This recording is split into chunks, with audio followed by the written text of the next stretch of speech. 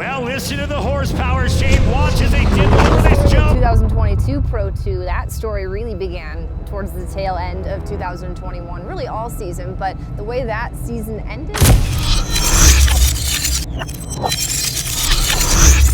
You know, he's always been the top driver over here. I've been one of the top drivers over on the West Coast, and it's super cool to have it meet up and bring all this hype. No class more exciting to watch right now, in my opinion, than Pro 2 with just how unpredictable it's been.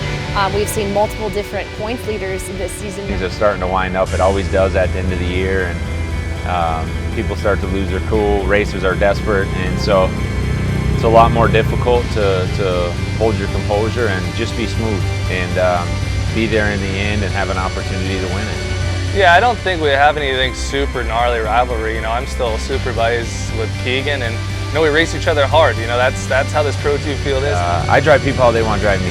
So. Green flag, round number 9 of Pro 2 underway here at Bark River International Raceway.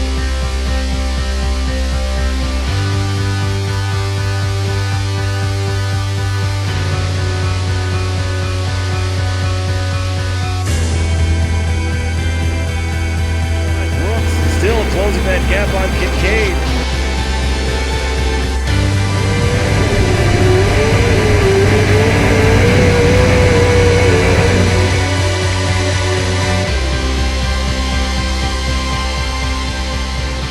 Yeah, I think you know, it was going to be consistency, but now it's, you know, who's going to finish in front of who. It's almost like follow the leader, and hopefully the guy in front makes a mistake. But if he's not making a mistake, you gotta put him into a mistake, or you know, move him out of the way. Brooks slide jumps, Keegan Kincaid. Big contact, more contact between those two. And then they came over the radio, give the spot back, kind of didn't really know what was going on. Then you know, just kind of brushed it off and kept charging from then. But you know, I mean, the official said it was a dirty pass, and we had to give that spot back, which it's just a weird deal. You know, we're off-road racing. They said to us when we came off of that track, or when we came on that track, was there is no warnings today, and you know, there could have been calls made earlier, and you know, it just bred that. You know what I mean? Because that's how everybody was driving throughout the year, and.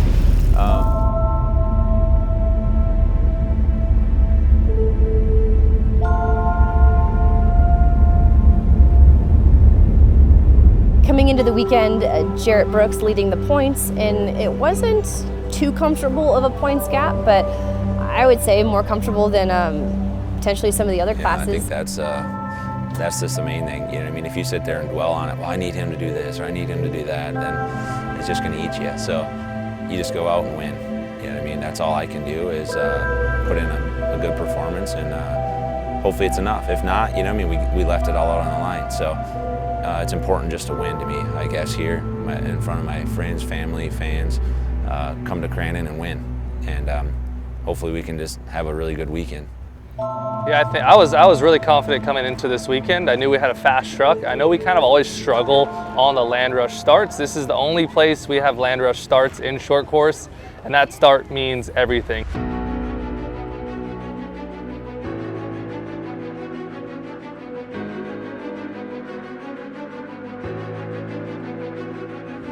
I knew the competition level was going to be stacked, and it's one of the biggest fields we've had in the last, I don't know how many years, even with other series. So the competition level was so high.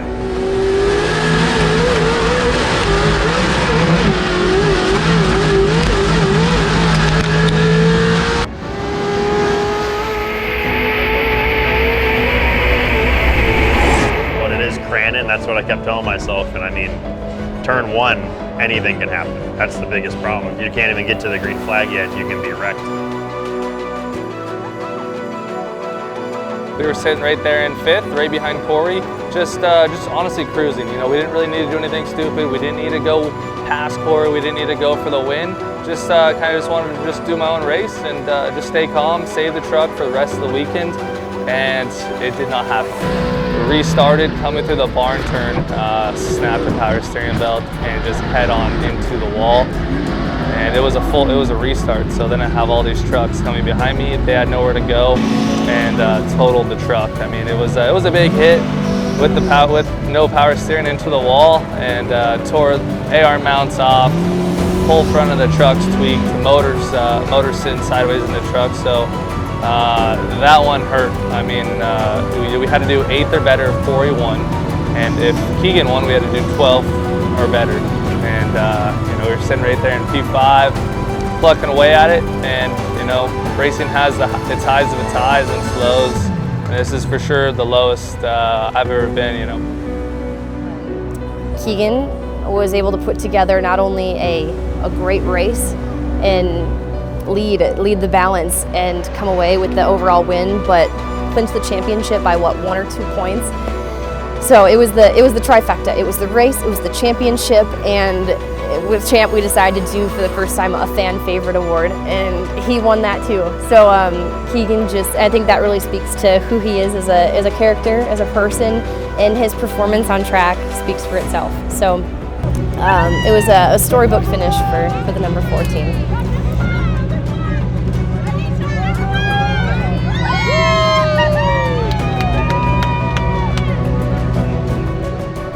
To have a championship come down to the last race, last second half of a race, and you're talking 2 or 3 points between first and second. That's a big deal. So yeah, it was wild. I saw the whole thing, and that's what we needed. But Keegan was just fast and finished first and got those extra points at halfway. So this didn't work out for us.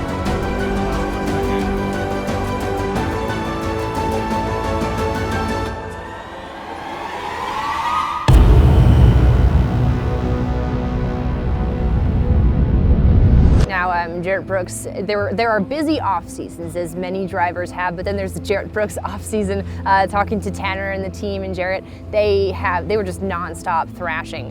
Jarrett went off and got married over this off season, but not only that, but getting this truck ready and preparing for both the short and the long tracks and different programs there for their truck setup. So it was a very almost short off season with all the work they had put in, but coming out here, Jarrett Brooks, yeah, I'd say he definitely felt he had something to prove, especially with how the season ended.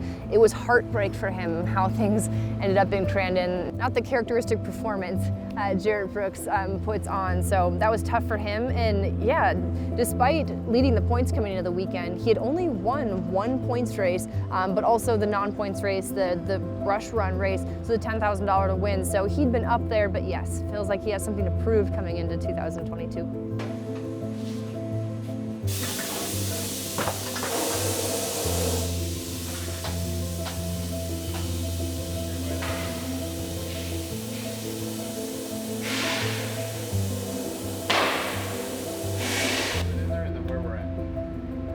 Talking to you, camera. Either one. What's up? I'm Jarrett Brooks, driver of the number 77 Pro 2, backed by General Tire, Bill Stein, Rigid, and Roush Performance. We're here at Antigo for rounds 1 and 2. How'd you get started and get to here now? Yeah, so grew up and my whole family had nothing to do with racing. No one in my family ever watched racing or did any type of racing, so played sports growing up. You know, my grandpa pretty much taught me how to play baseball, so played baseball throughout the younger years. And then I think I was around 8 or 9. I was a pitcher and I used to love to go to the go-kart track. So went to the go-kart track all the time, like, hey, I want to race or something. I want to do something with go-karts.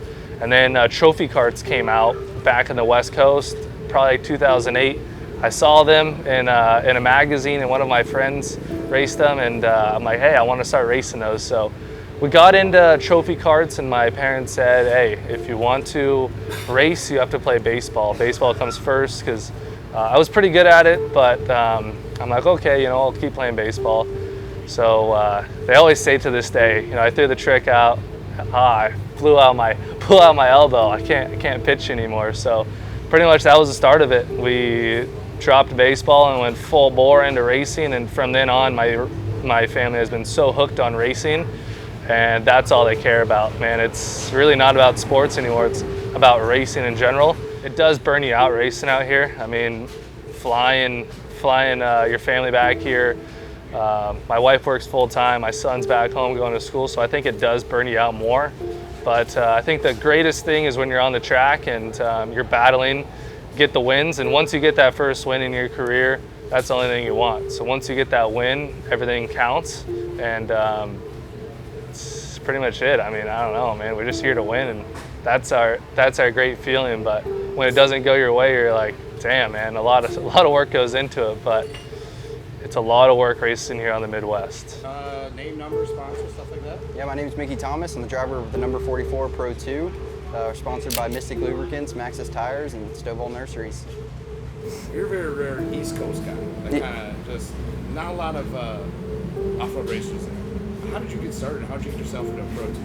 Yeah, so like out of high school, I got a pretty late start compared to a lot of guys I raced with. Probably about when I was 17 or 18, I started racing side-by-sides, Polaris Razors, in a local series in Georgia at this track called Durhamtown.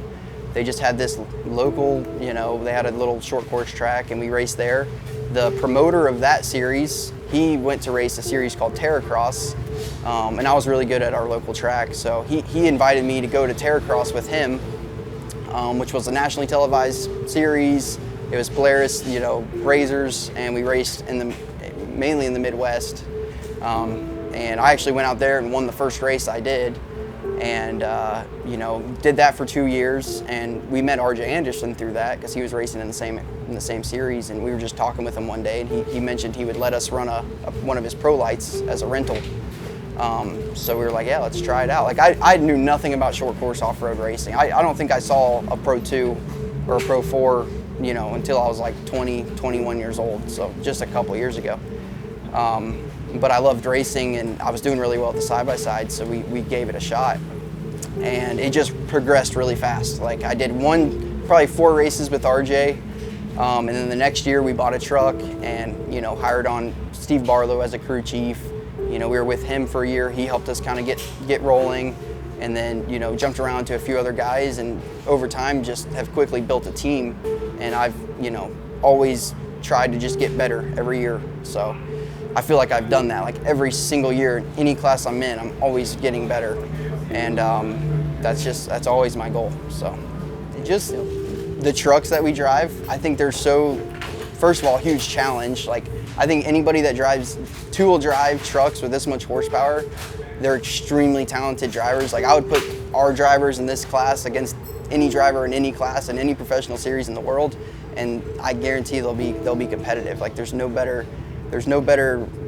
framework to like build your driving career off of than off-road, especially in a 2-wheel drive truck. So just a huge challenge and just a ton of fun, Yeah. All right, which driver do you want to throw a door into the most? Do what? So which driver do you want to put a door into the most? Yeah, they're all the same to me.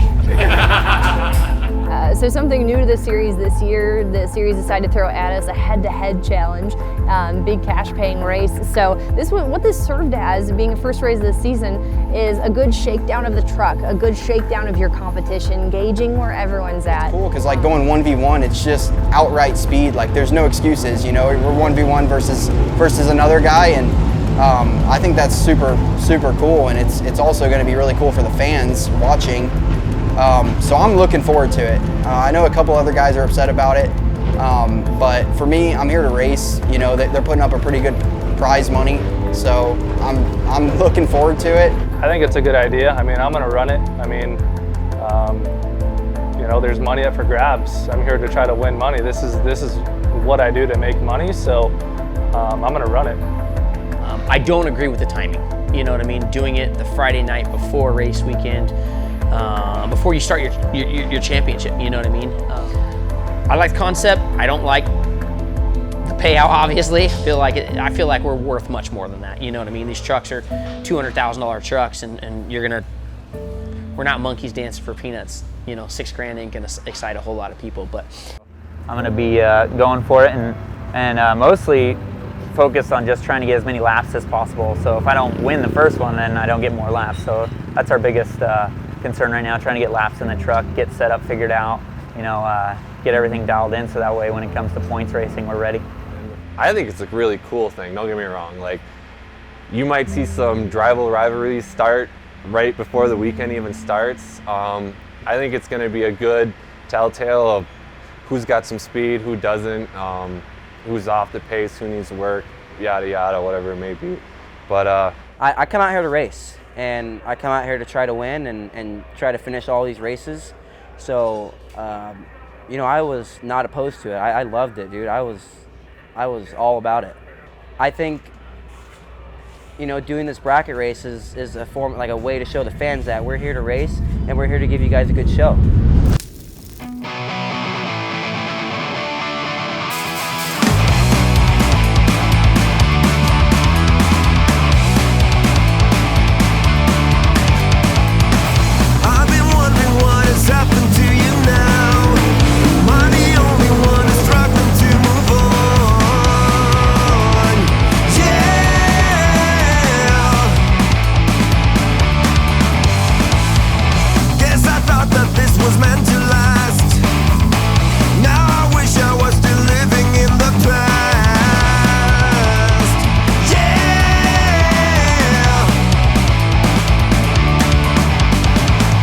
As we progressed through the bracket, that's where things really got interesting.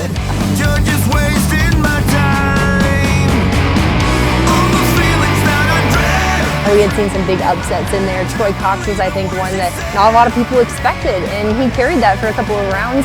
Doug McKegg was one that a lot of people had our money on.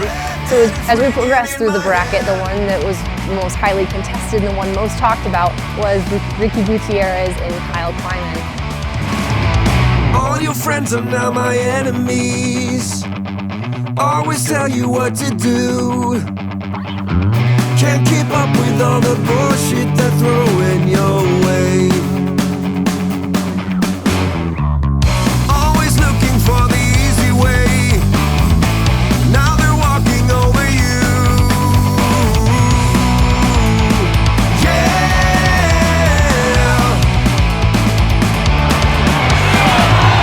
Ricky goes off track, has to cut back on, and ended up taking the checkers, but officials were like, no, we're going to DQ you for that one. So Ricky G just driving, like I said, with the gloves off and taking big risks out there. Maybe too big of a risk in that one, but that meant that Kyle Kleiman was moving on.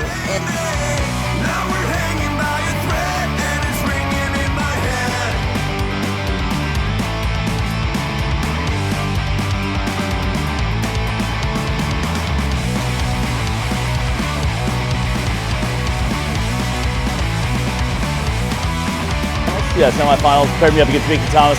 Got a jump on him, was too nice, and didn't close the lane off after turn one. Through the bracket, things just got better and better each round, so that final wire to wire, you know, 2 laps, door-to-door racing, that's good stuff.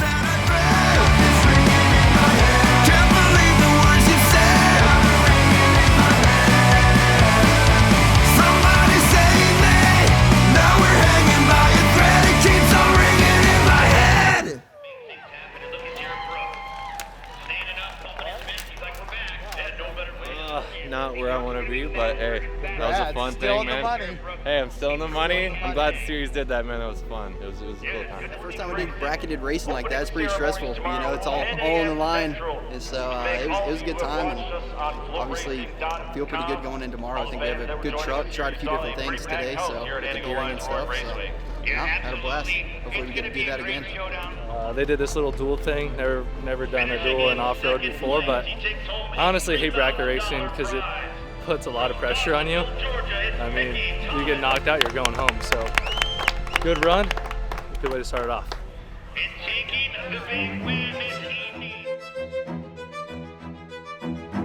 Well, did 78 make contact with 4? 100%. But tire there. That's why he hit the tire. I was in the spot. I was in the rut.